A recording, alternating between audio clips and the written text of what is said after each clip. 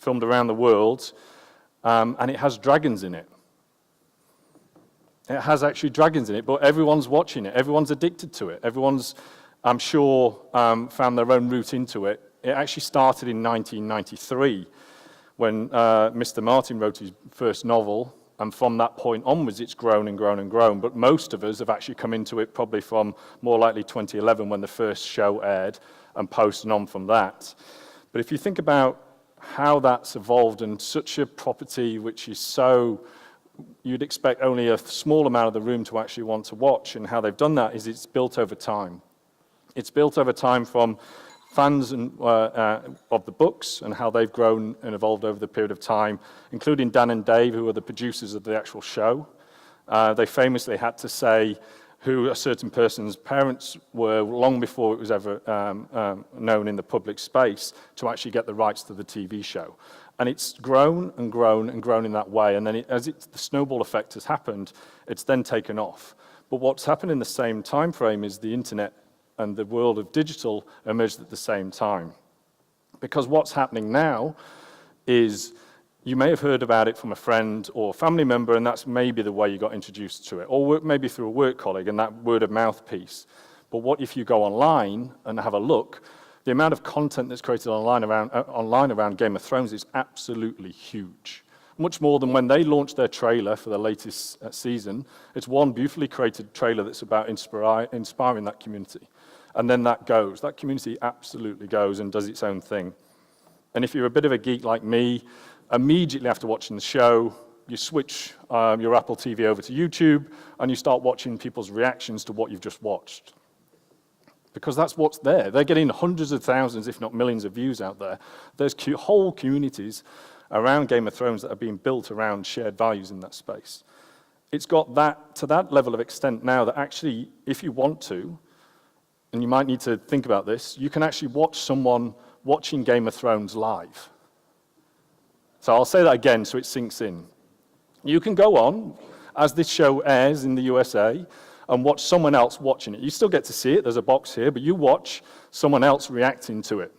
So that whole idea of, if you're like me, sat next to my partner watching it and trying to tell her not to talk so we can actually focus, but some people are actually watching other people and all around the world interacting with this piece of content, this brand that they've created, which is absolutely mind-boggling.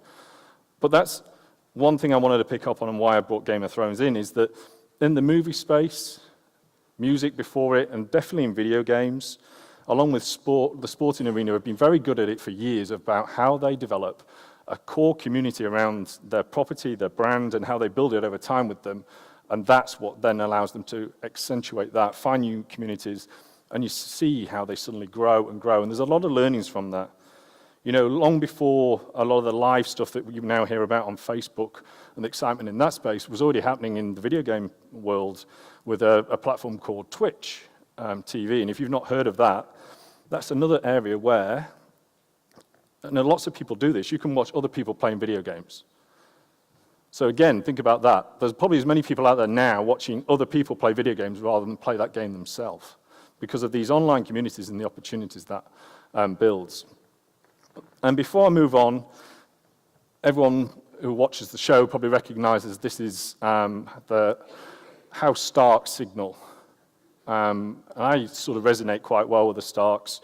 I'm originally from the north of England. There's definitely a cross-correlation between us there. They're pretty blunt, they're pretty dour, gruff, northern, straight-talking people. And I really want to talk in that way with you all as I go through the presentation, because there are no quick fixes out there. A lot of people come to conferences looking for something where they can add value immediately within the short term of a fiscal year or even within the next couple of years. But what I'm going to talk about is actually growing over the medium term and growing a brand and how that interlinks with your fans, your communities, and your halos around that. So most people start here. Most people will start and go, who's my community, who's the halo around that, and so on. In fact, a lot of people use the word customer, which I'm trying to ban. I still sometimes slip into it, but we've really got to move beyond the days of thinking that a person that we're interacting with is more than just a transaction, which a customer really implies. That word just implies that you're out there to extract some sort of transaction from them. If you look at what the real benchmark guys are doing in this space, they're really looking at it from a community and how you build that and engage it over time. And this is a beautifully perfect circle diagram. These can overlap and overlay depending on what sphere and industry or sector you're in.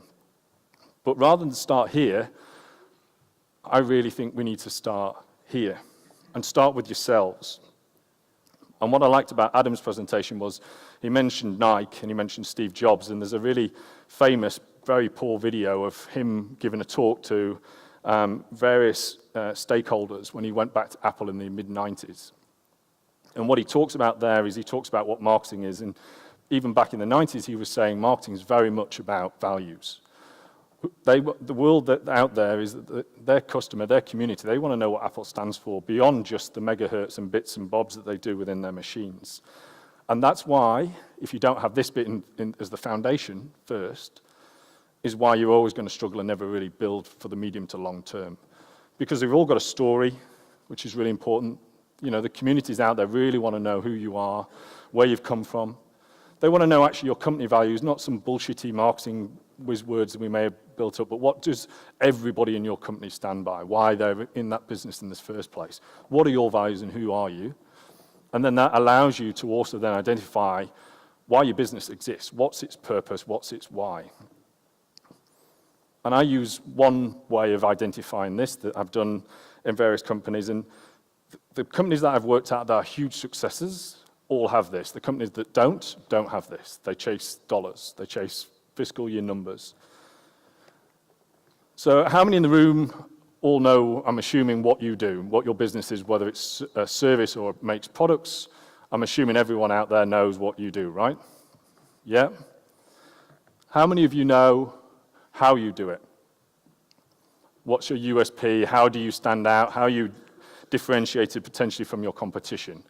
A number of you will also have identified how you actually play in that space and how you do it. But what's really crucial is why. Why do you do what you do? Why does your business operate? Why do you get out of bed in the morning to go and work at that business? Why does your teams do that? And there's a model by a chap called Simon Sinek, which, if you haven't heard of him, this video he talks about his model, the Golden Circle, is the third most watched TED Talk of all time. And in it, he talks about the importance of a why over how or what. He talks about the biology of our brains and how we operate, in that we are, whilst we think we're rational, and we think that the specifications or product features or around the service are important, actually, we are much more than that, and we much more go, and this is where, in the video, he talks about your gut feeling. And I've put the video on my LinkedIn page because it's actually 18 minutes long. It's very poor. The actual quality of it, he has to change mic halfway through. I still don't know why he's not done a new one of it. He's actually coming out next March to Australia, so we maybe get a chance to ask him. But within this video, he explains why, the why of what your business is why it's so important. And he uses one example, and the example he uses is Apple, because as he says in the video, everyone knows them, everyone gets it. It's easy to understand, but, you know, and I'll use it, and then I'm going to talk about a personal example when I was at Sony PlayStation. But Apple's what is, you know, at the time when he looked at this model, and he'd seen some of the work that Steve Jobs was doing, but this applies to multiple companies out there, they were making computers. That's what they did. How they did it was how their simplicity, how beautifully designed they were. But again, that wasn't the key reason why you get people queuing for hours, for camping out to get their latest products. It's because why they do what they do. That's why Apple had lost its way when Steve Jobs even went back, is that they'd lost that. They were chasing the how and the what rather than the why, which is they had been set up originally to disrupt the status quo. And that's so powerful, because what it does is, if you then fast forward and look about all the work they did, their what changed, or they added more watts. They went into iPods, they went into phones, they're now in the watch business. The why remains consistent about why that business is what it's doing, why it exists, and what they're doing is adding a lot of other elements of how and what they can do within that space. If I give you a personal example from PlayStation, so I joined PlayStation at the end of PlayStation 1 and at the beginning of PlayStation 2. So if you don't know, Sony entered the video games market in about 1994 with the PlayStation 1. At that point, Sega and predominantly Nintendo had dominated the video game space. Then this new entrant, Sony, came in, and suddenly within one iteration is what they call it, within one PlayStation 1, they'd gone from market entrant to number one. And then with the PlayStation 2, Microsoft entered, but Sony still went on with the PlayStation 2 to become even more successful. But the crucial thing you need to understand is the PlayStation 1 and the PlayStation 2 were inferior machines in the market space. The Microsoft Xbox, the original Xbox, was much more powerful, as were some of the Nintendo platforms. So you might wonder why then. Why did they suddenly have such massive success? And it was really interesting. The first day I walked into the office, as the marketers, we were in Europe, we were on the president's floor, and everything ingrained from the very beginning came from Ken Kutaragi, who set up PlayStation. He was an engineer in Sony, and he's often referred to as the father of PlayStation. His emphasis was why he set it up. He set PlayStation up to make gaming cool, make interactive entertainment cool, in his words, actually, and broaden it. That was his why we're here. That's bigger than anything else. And therefore, we use that filter in everything we did. Every decision, should we do this? Is this cool enough? No. Should we put video games into nightclubs, where at the moment, most of the purchases for video games were teenage boys for in their bedrooms? And suddenly, it's sprungboard. And it's interesting that in the PlayStation 3 era, Sony lost its way and lost its number one lead because they really started to focus on the dollars and the money and all that side of things, rather than staying true to why PlayStation had been set up in the first place. So I really encourage you, if you haven't seen it, to go and watch the video, because he does a much better job than I do of explaining his model, his golden circle. But it's really, really important that what he talks about, of that power of a why, because if you're reliant on what you do and your bits and specs or whatever it is that helps you differentiate, or even your how, that's where you're also liable for disruption. So once you've identified the brand purpose, you've got your story, you've thought about articulation of your company values in an external sense as much as an internal sense, that really probably should never change. That's pretty much indefinite. It can. There are examples out there where it does evolve, but in real terms, it goes back to whether it was the founder. We were talking about Guinness a moment ago and why the company did what it did in its first place.